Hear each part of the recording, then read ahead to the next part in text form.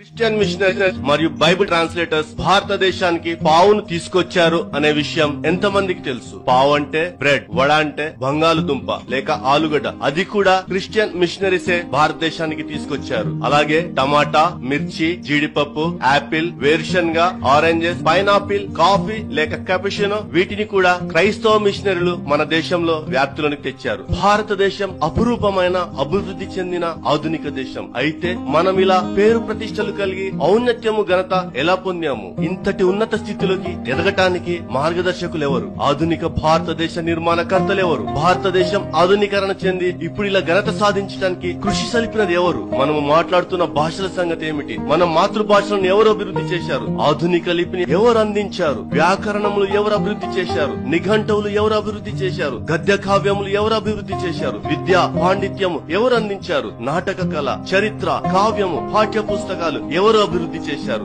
సమస్త కీర్తి క్రైస్తవ అనువాదకులకు, మిషనరీస్ వారికి మరియు పరిచారకులకు చెందుతుంది. ఉదాహరణకు విలియం కేరీని తీసుకోండి. అతడు శ్రీరాంపూర్ లో 42 సంవత్సరాలు నివసించారు. 41 భారతీయ భాషలను అభివృద్ధి చేశారు. అలాగే భారతదేశానికి 23 నూతన ప్రగతిశీల ఉత్పాదక పదార్థములు మరియు సేవలు అందించారు. 115 నుండి 200 సంవత్సరాల పూర్వము ఈ క్రైస్తవ సేవకులు దాదాపు 85 నిఘంటువులు, 116 వ్యాకరణ గ్రంథాలు మరియు 45 వార్తా పత్రికలు అభివృద్ధి చేశారు. క్రైస్తవ మిషనరీలు మొట్టమొదటి ముద్రణశాల 1556వ సంవత్సరంలో గోవాలో ప్రారంభించారు. మొదటి స్థానిక భాష, దేశీయ భాష, మాతృభాషలో వార్తా పత్రికలు శ్రీరాంపూర్ లో 1818లో ప్రచురించారు. ఆధునిక విద్యా విధానం ఎవరు భారతదేశంలో ప్రవేశపెట్టారు? పాఠశాలలు, కళాశాలలు, యూనివర్సిటీలు ఎవరు నిర్మించారు? శ్రీరాంపూర్ యూనివర్సిటీ 1818లో విలియం కేరీ మరియు అతని అనుచరుల ద్వారా స్థాపించారు. ముంబై యూనివర్సిటీ మరియు మద్రాస్ యూనివర్సిటీ కూడా జాషువా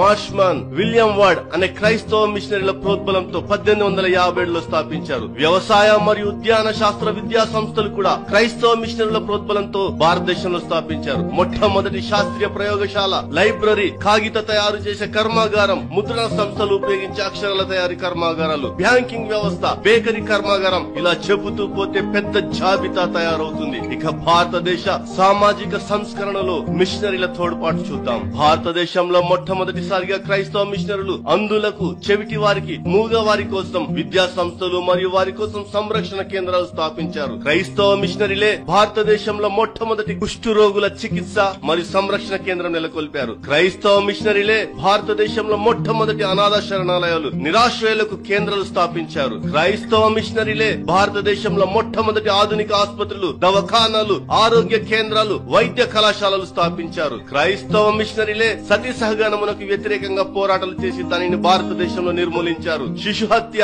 నరబలి అర్పించే ఆచారాలను క్రైస్తవ మిషనరీలే పోరాటాలు చేసి వాటిని భారతదేశంలో నిర్మూలించారు. క్రైస్తవ మిషనరీలే మనుషులందరూ సమానమనే, అందరినీ సమానంగా చూడాలని కుల వ్యవస్థకు వ్యతిరేకంగా పోరాటం చేశారు. కుల వ్యవస్థ ద్వారా అణిచివేయబడిన వారికి విద్యా బుద్ధులు నేర్పించి బలోపేతం చేసి వారిని చైతన్యపరిచి జాగృతం చేసింది కూడా క్రైస్తవ మిషనరీలే. ఇదే భారతదేశపు నిజమైన చరిత్ర.